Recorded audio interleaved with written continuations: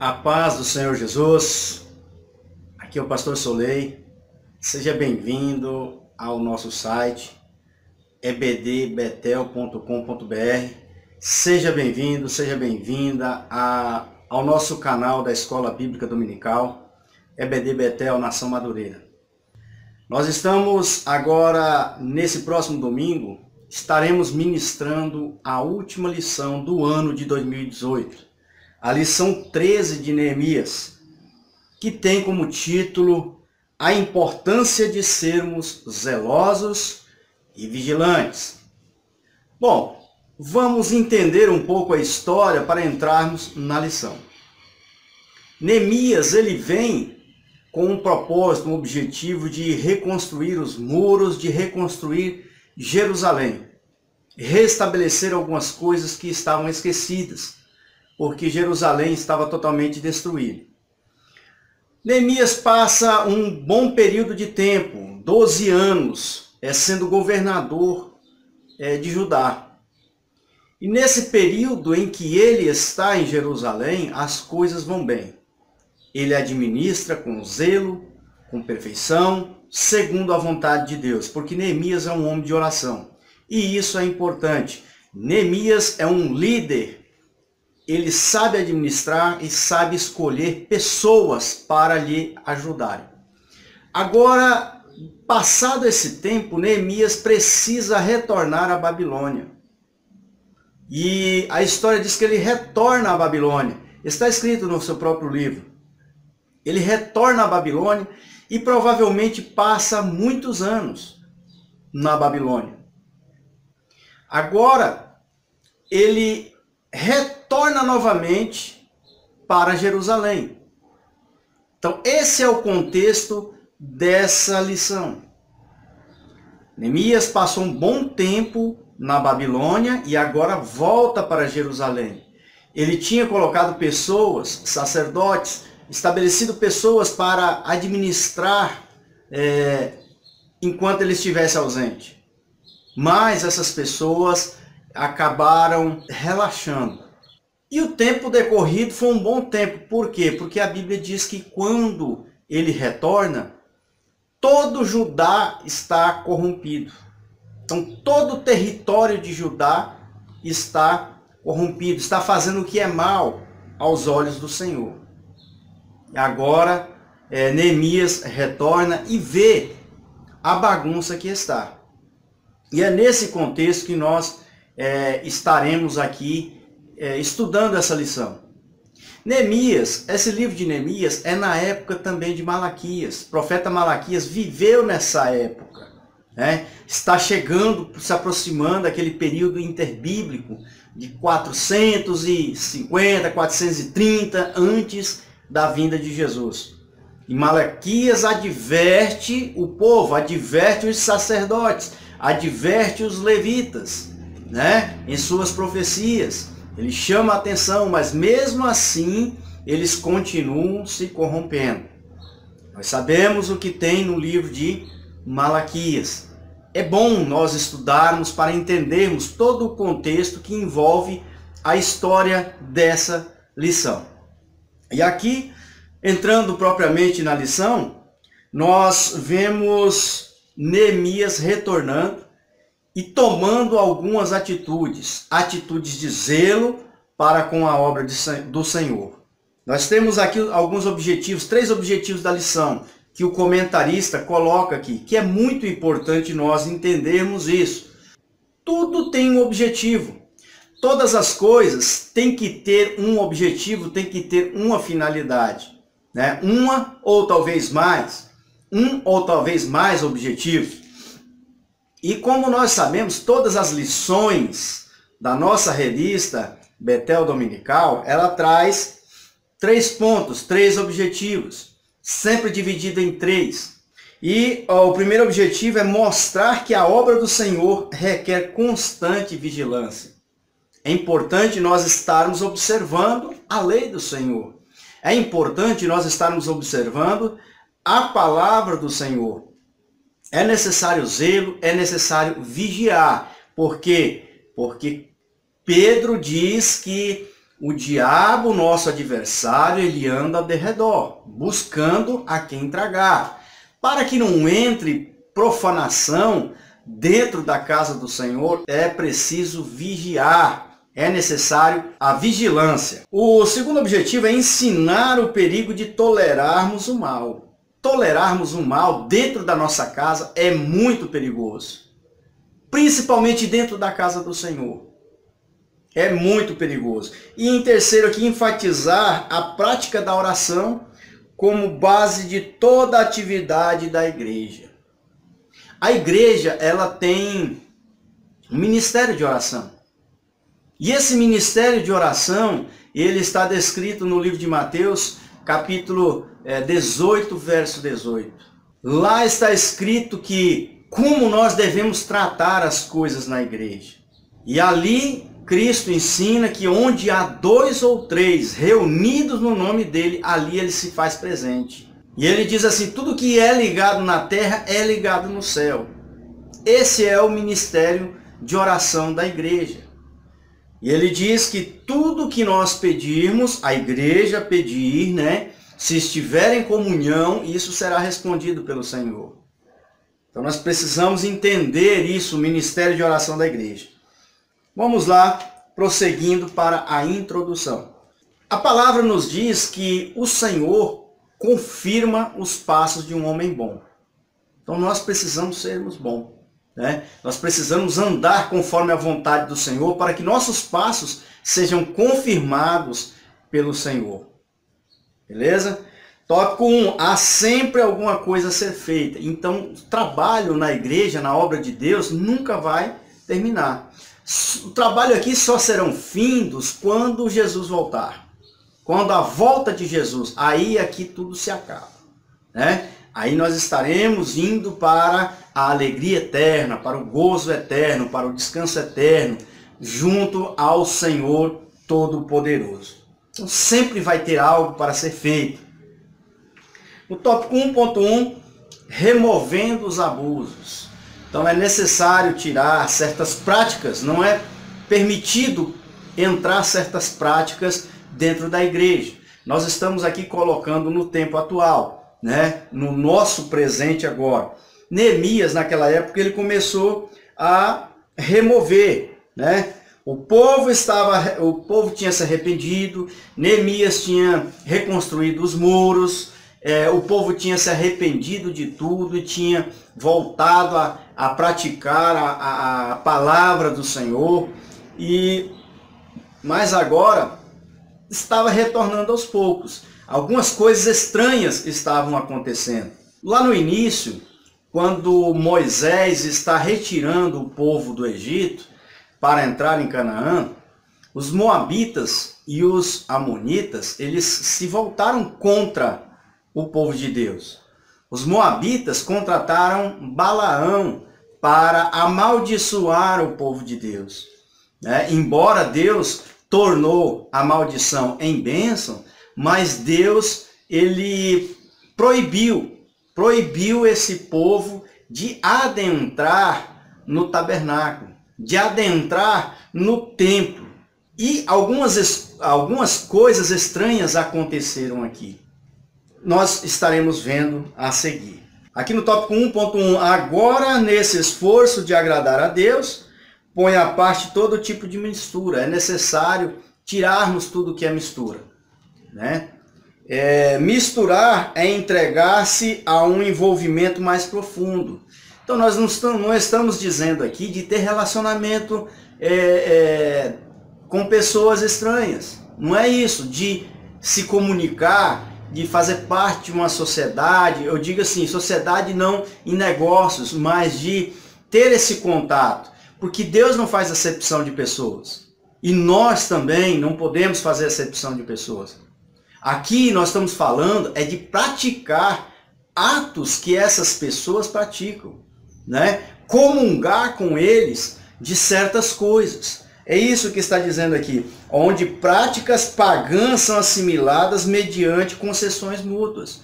Nós não podemos conceder práticas pagãs dentro das nossas igrejas. Então isso não é permitido. Tópico 1.2, falando a mesma língua. O que significa falar a mesma língua? É ter o mesmo objetivo, é seguir na mesma direção, é ter a mesma linha de pensamento. Então, Neemias, quando ele escolhe Anani e Ananias, logo lá no início, ele fala o porquê, né? Porque eram pessoas zelosas e principalmente aqui nós temos Ananias, ele era descrito como uma pessoa fiel, um homem fiel que excedia e muito os demais, né? Ele sobrepujava ao da maioria, né? Ele era fiel a Deus. Isso é importante. Então, a liderança tem que ter pessoas que falam a mesma língua, que tenham os mesmos objetivos, que trabalhem em prol de um mesmo objetivo. Porque de nada vai adiantar, tem um líder aqui que pensa de uma forma, que tem um objetivo, mas aí tem 2 ou 3 ali que fazem parte da diretoria, da parte da liderança administrativa, que torce ao contrário. Não vai dar certo, né? Porque existe uma mente mestra, temos que estar unidos num só propósito, num só pensamento. É isso que Cristo diz quando ele diz assim, onde houver 2 ou 3, ali eu estarei no meio de vós. Mas isso no mesmo propósito. Se 2 ou 3 de vós concordarem, estar em concordância, em tudo que vós pedirdes, vos será atendido. Então nós precisamos estar de acordo, a liderança precisa estar de acordo, num só objetivo. Isso é falar a mesma língua, estar em comunhão. Tópico 1.3, sempre haverá oposição. Então, meus irmãos, não adianta nós pensarmos que a oposição vai acabar. Não, isso sempre vai ter. Essa batalha é constante. Mesmo dentro de uma família, sempre vai ter o contra. Se nós olharmos aqui para os discípulos, nós vamos ver 12 discípulos escolhidos a dedo. Ali tinha um que era incrédulo e um que com desvio de conduta. Então sempre vai ter pessoas que vão puxar para o outro lado. Sempre vai ter oposição. Na igreja, nos dias de hoje, não é diferente. Talvez nos dias de hoje até mais. Sempre nós temos que estar preparados para sofrer e saber administrar essa oposição. Beleza? Olha só, naquele tempo não era apenas os de fora. Oposição de fora a gente sempre tem, né? Nós sabemos disso, que o inimigo está aí rondando. Mas e quando está dentro? Quando está dentro da igreja? Aqui é o que aconteceu. Tinha alguns sacerdotes que eram contra os ideais, os objetivos de Neemias. E um deles era o sumo sacerdote. E ele acabou realizando um casamento de um parente dele com um parente de Tobias. E Tobias era um dos principais inimigos de Neemias. Lá no início nós vimos Tobias, Sambalate e Gesem, né? Sambalate e Gesem estavam de fora, né? Agora, e Tobias? Tobias era um amonita. Está escrito no livro de Neemias. E amonita era proibido de adentrar ao templo. E agora o sumo sacerdote Eliasibe pega e autoriza um casamento de um parente dele, né? Dele sacerdote com um parente de Tobias. E acaba levando Tobias para dentro do templo. Isso não é permitido. E Tobias continua sendo inimigo. E a história diz que Tobias tinha um livre acesso. Por quê? Porque agora se tornou parente. E, além do mais, ele tinha prestígio entre os magistrados, entre as pessoas da alta sociedade judaica, israelita, de Jerusalém.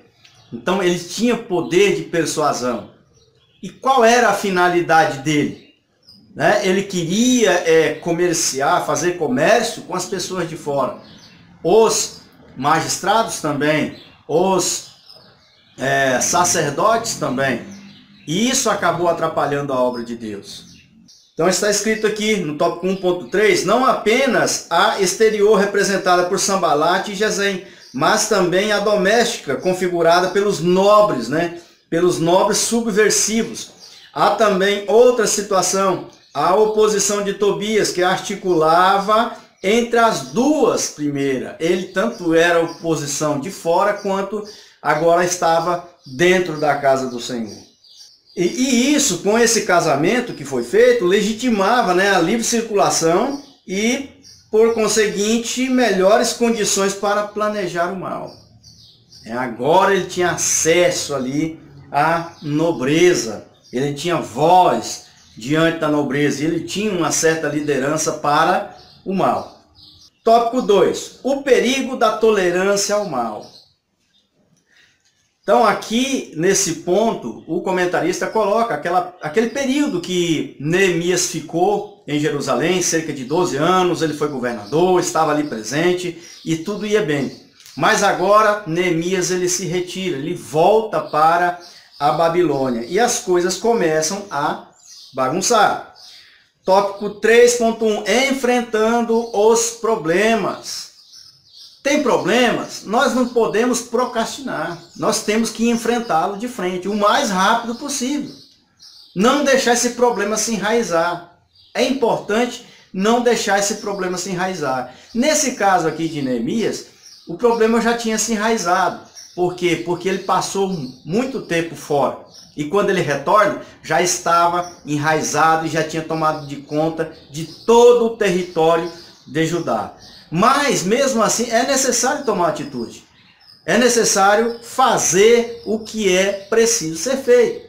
Não podemos abaixar a cabeça. E aqui, nós sabemos que Neemias é um homem de oração. Tudo ele consultava a Deus primeiro, para poder fazer. Então, no tópico 2.1, está escrito, com a sondagem dos problemas e a identificação de suas origens, Neemias tomou decisões cruciais para saná-la. Então, primeiro ele fez um apanhado, ele sondou, viu onde é que estava o problema. Quando ele descobriu, o problema é aqui, então nós vamos agir aqui. Nós vamos cortar pela raiz, arrancar o mal pela raiz. Foi lido o livro da lei que não era permitido os moabitas e amonitas adentrarem ao templo. E no livro de Neemias está escrito que Tobias estava morando nas dependências do templo, né? E isso não faz sentido.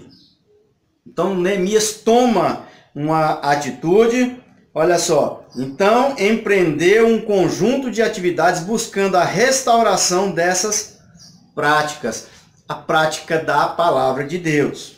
E o resultado disso foi que os sacerdotes e os levitas voltaram, né, a fazer o que era para ser feito. Aqui diz que Neemias deteve firmemente as rédeas administrativas nessa ocasião, inclusive com a substituição de Eliasibe por homens dignos de confiança.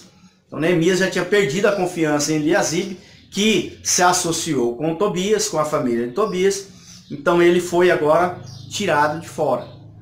Foi colocado outras pessoas no lugar dele, pessoas dignas de confiança. É importante termos pessoas de confiança na administração, na diretoria, na liderança das igrejas. Tópico 2.2. Chamando o mal por outro nome, né? Chamando o mal de amigo, chamando a inimizade de amizade, chamando o que é mal aos olhos do Senhor de amigo, de irmão, né? Isso não pode acontecer. Está aqui o fato da igreja acolher pessoas feridas, sofridas, desprezadas e agir como um bom samaritano. Nós sabemos que não podemos fazer acepção de pessoas. A igreja não pode fazer acepção de pessoas, não pode escolher as pessoas para participar de cultos, frequentar a igreja. Agora, colocar na administração já é outro departamento. Nós não podemos fazer acepção de pessoas, porém, nós temos que observar quem nós vamos colocar para nos cargos. Aqui nós estamos falando já de cargos. Lá, Neemias distribuiu cargos para a administração de Jerusalém, para a administração do estado de Judá. E essas pessoas é que desviaram a conduta.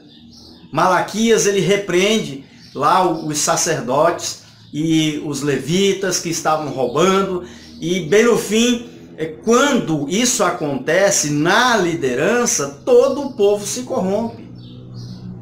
Malaquias acaba falando: roubais de mim toda a nação.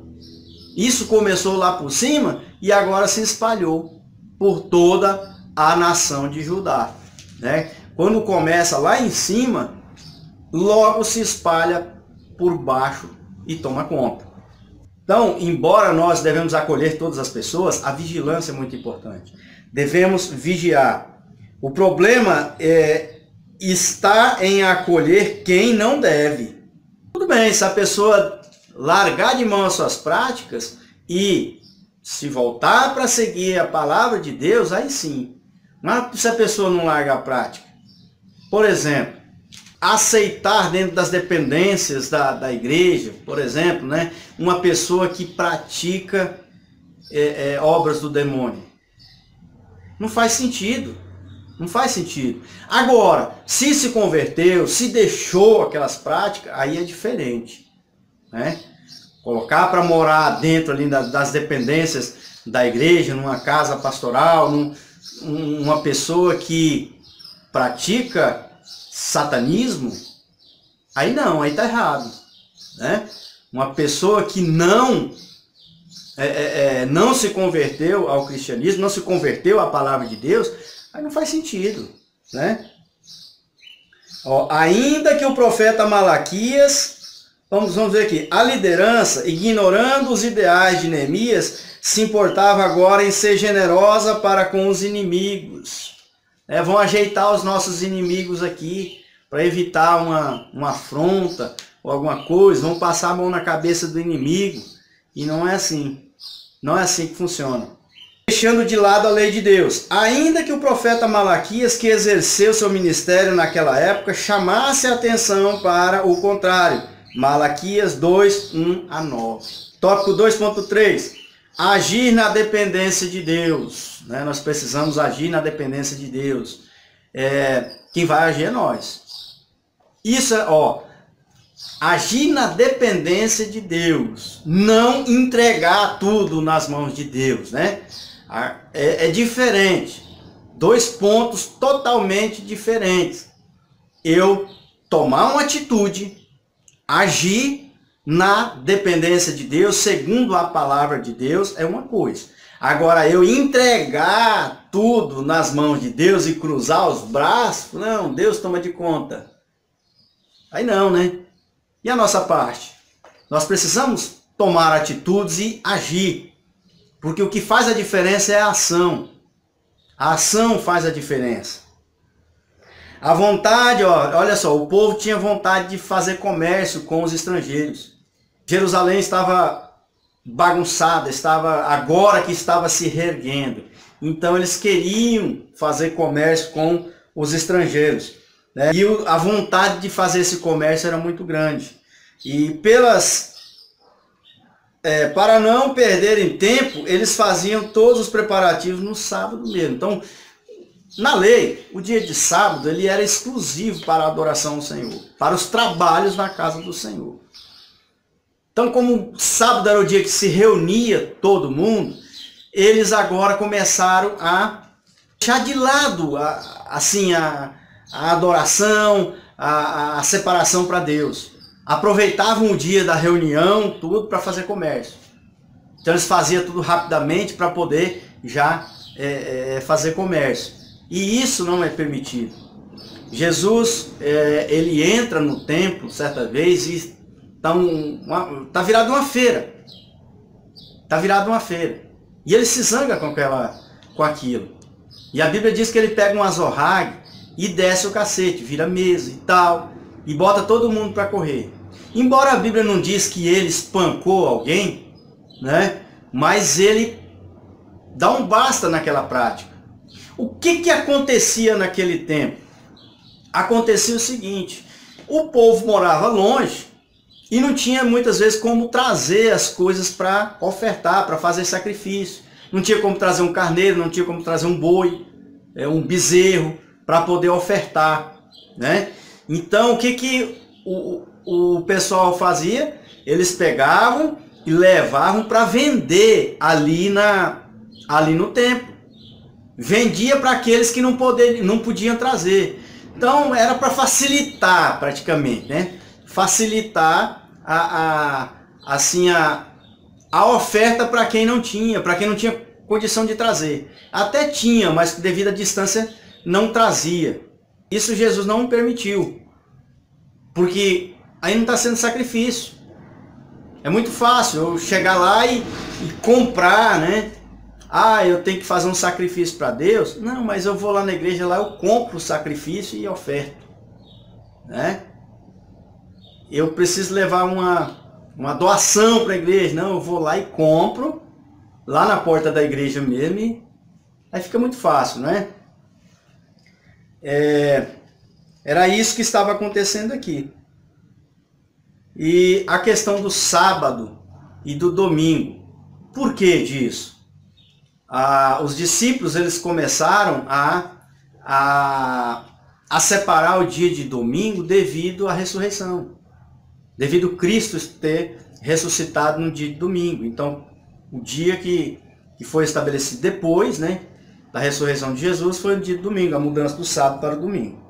Então, aqui diz, o comentarista fala que mesmo aos domingos tem muita gente negligenciando aí a obra de Deus, fazendo coisas pessoais no dia de adoração a Deus, no dia que é para tirar para a obra de Deus. Olha só, mas mesmo no domingo muitos têm negligenciado suas responsabilidades na casa de Deus por conta de outros afazeres. Então Deus queria que seu povo obedecesse, né? Deus queria que seu povo obedecesse, ainda que parecesse estar em desvantagem. Porque para Deus nada é impossível. Tópico 3. A continuação de um bom trabalho. O bom trabalho ele tem que continuar. A obra de Deus não para. Então precisamos continuar o bom trabalho. Está indo bem? Tá, então vamos continuar. Não está indo bem? Não, então vamos melhorar. Vamos buscar melhorar e melhorar cada vez mais. Então fazer o bom trabalho. O exemplo de Neemias deve ser tomado como um impulso vital para a igreja de hoje. Ele foi um homem decidido e sempre focado em seus objetivos. Precisamos instar pela primazia da palavra. Isso é de extrema importância. Nós vivemos pela fé. E da onde vem a nossa fé? A fé vem pela palavra, pelo ouvir a palavra. Então a palavra tem que ser a primeira coisa. Ah, mas Deus não é a primeira coisa? E quem é Deus? Quem é Jesus? É a própria palavra. Deus é a palavra. A palavra é de Deus. Tudo foi criado por Ele, pela palavra. Então tudo tem que estar voltado para a palavra. A palavra é que deve reger a igreja, os trabalhos da igreja. 3.1. Refutando as críticas a Neemias. Então, como nós estamos aqui sobre a atitude de Jesus Cristo, que chegou e tal, expulsou os cambistas de dentro do templo, os comerciantes. Então, aqui muitas pessoas criticam Neemias, porque ele cortou o cabelo de umas pessoas lá que se casaram, né? Casaram com pessoas estranhas, estrangeiros. Ele chegou lá no templo, ele tirou as coisas tudo de Tobias e jogou fora, né? Tirou de dentro lá da onde era o local, né? Há quem julgue ações de Neemias, contudo, ao analisá-las com mais vagar, é possível identificar as razões que o levaram a agir de tal forma. Há quem aponte os episódios nos quais lança fora os móveis de Tobias, e a passagem em que corta os cabelos dos que contraíram casamentos mistos, como momentos em que Neemias mostra-se descontrolado e longe de Deus. Aquele tempo era o tempo da lei. Se a pessoa errasse, era para ser apedrejado. Quantas pessoas morreram apedrejado na época da lei? Inclusive na época de Jesus levaram uma mulher que foi pega em adultério para Jesus apedrejar. Então era a lei. Era para ser feito. Tinha que ser feito. Naquele tempo era assim. Hoje nós vivemos um período diferente. Hoje nós vivemos um período da graça. Mesmo assim, Jesus ainda tomou algumas atitudes que mostra a justiça. Deus é paciente, é longânimo, mas ele é justo. E agora conciliar as lições que Neemias deixa aqui com os tempos atuais. É claro, nós estamos vivendo em outros tempos. Tá? É preciso cuidado com essas afirmações, pois o próprio Jesus também se mostrou irado quando expulsou do templo os vendedores e os cambistas. Quase 500 anos depois, né? Ainda que o texto não afirme em nenhum momento que Jesus os tenha golpeado, ou seja, que tenha realmente chicoteado. Mas ele entrou dentro do templo com chicote, com a zorrague, e botou todo mundo para vazar, para correr. Tópico 3.2. Um homem zeloso. Complementando o tópico anterior, na verdade estamos diante de um homem zeloso. Neemias era um homem extremamente zeloso. Ele não deixava passar. O que era para ser feito, o que a lei dizia que era para fazer, ele fazia. Né? Então nós não podemos permitir que certas coisas aconteçam debaixo dos nossos olhos. Zelo é um desejo ardente de agradar a Deus, fazer a vontade e promover sua obra no mundo de todo modo possível. Então hoje são outros tempos. Hoje, em tempos de modernismo, seria uma desinteligência agir com violência. Então hoje em dia nós estamos vivendo um outro período. Hoje, é claro, não se age com violência mais, né? Mas nós temos que vigiar, termos cuidado. Quem nós vamos colocar, onde nós vamos colocar.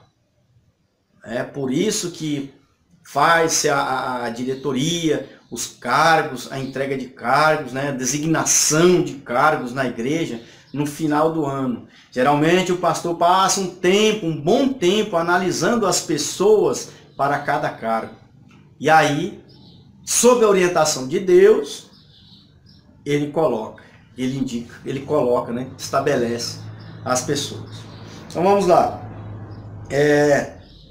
Talvez soe mais como um escândalo, né? Se hoje qualquer coisa que acontece na igreja, assim meia de forma áspera ou violenta, já fazem um escarcéu, né? Fazem aí uma tempestade num copo d'água, é um escândalo e já levam já para o Ministério Público e já vai parar no fórum.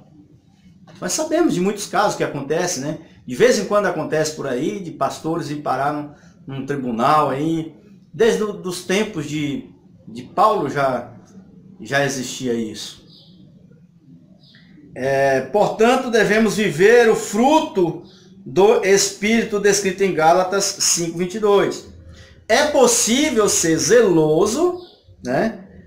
É possível ser zeloso e é preciso agir na direção do Espírito Santo. Então nós precisamos ser zelosos e devemos agir na direção do Espírito Santo. Por isso a igreja tem que viver em oração, viver em comunhão com Deus. A oração é essencial por esse caso. E aqui nós já entramos, finalizando aqui no tópico 3.3. Um homem de oração. Neemias era um homem de oração. Neemias sempre intercalou suas ações com oração. Estamos mais do que nunca em tempos de se buscar ao Senhor. As ações da igreja devem ser sustentadas com oração. Então, sempre que for tomar alguma atitude, fazer alguma coisa na igreja, geralmente, né, o pastor presidente, o pastor dirigente, ele reúne a diretoria, reúne os obreiros, vamos orar, coloca, expõe o que vai ser feito e vamos orar em prol disso, para Deus confirmar e Deus, né, abençoar aquelas atitudes. É assim que se faz. Os sinais dos tempos estão aí, então o tempo está findando, Cristo está voltando. E nós não podemos perder a nossa bênção, a nossa salvação, por falta de zelo. Perder a salvação por falta de zelo, ou por desleixo, como se diz, né? Muitos cristãos têm buscado primeiro seus próprios interesses. Qual interesse nós temos buscado primeiro?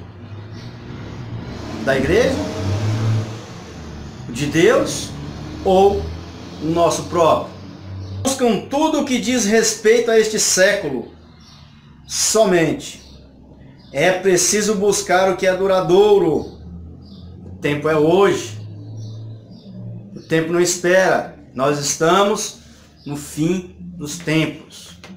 É necessário nos dedicarmos à obra de Deus. É claro que nós temos os nossos afazeres fora, né? Mas se nós fomos indicados, colocados para fazer a obra de Deus, é necessário que se faça, e faça com dedicação. Aqui o comentarista colocou aqui um dizer do Thomas Jefferson, né, que foi presidente dos Estados Unidos. Ele diz assim: o preço da liberdade é a eterna vigilância.